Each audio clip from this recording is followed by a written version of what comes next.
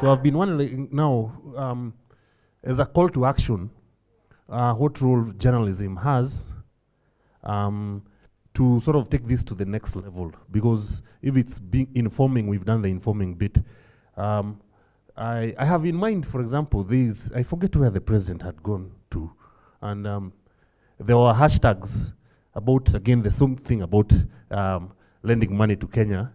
I think it was quite embarrassing. I don't remember which country it was in, or what event he was probably addressing online, an online forum. And then these hashtags kept, So I don't know now whether it means we need to start putting pressure on the likes of the World Bank offices here, the likes of the Chinese embassy, the likes of the British embassy, so that we now compel action with our journalism, so that, because even the common man, I'm wondering what are they able to do? Okay, yeah, we are heavily indebted. Okay, so what do we do? So just something I've really been wondering, and to myself, what can we do next as media to sort of now rally people to action, and the right people, so as to get the results? We can't keep hyping only one side of the story, that Kenya has these many shillings owing and these many scandals. What about the flip side? What can we do as citizens about where we are? That would be democratizing debt. This is my personal opinion. I think the first thing is to hold power to account. That is extremely, extremely important, is holding power to account. That's the first thing. I think the second thing is changing our storytelling to be more solutions focused, and looking at how you can actually solve the problem.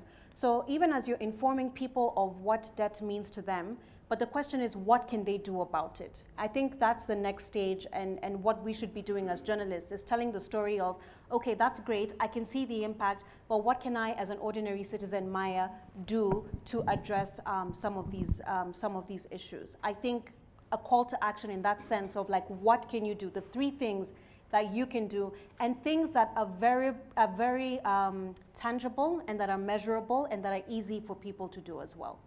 The huge debt that we have is an indictment to our leadership. And we need more partnership, media and civil society and other organizations, including the academia, just try to break down some of these reports to understand that in a particular financial year, this was the budget for this particular county, and these were the priority, these were the projects that were supposed just to be implemented, and then a follow-up to see whether those projects really met the standards, because there's a yardstick, and whether we really feel like they are really serving the interest of the people, or maybe the leaders who are really initiating projects that are really, serving their own interest. Because I tend to think, based on what I've looked at the media, there are a lot of white elephants projects, but there's some projects that are good, but counties' performance vary. But I tend to think that we still got a lot of things to do. So I was commenting this in regard to a gentleman there who asked whether, after reporting, what else for the media when you report? Is that the end of the story? So that kind of point of convergence, and engaging other organizations at the community level will be paramount to attain that progress, when talk about holding leadership accountable, and also try to shine the light on leaders who are really able just to implement, to offer that much needed good leadership. Thank you.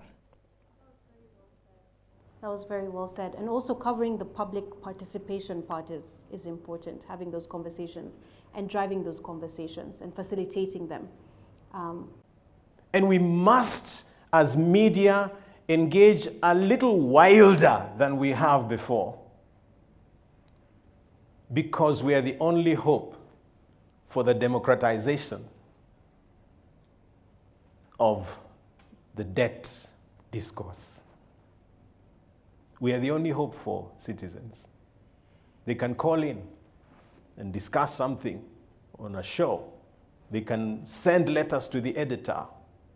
They can comment on your social media articles. let's engage citizens more. I'll close by saying once again that just like it is important to do more political education than civic education,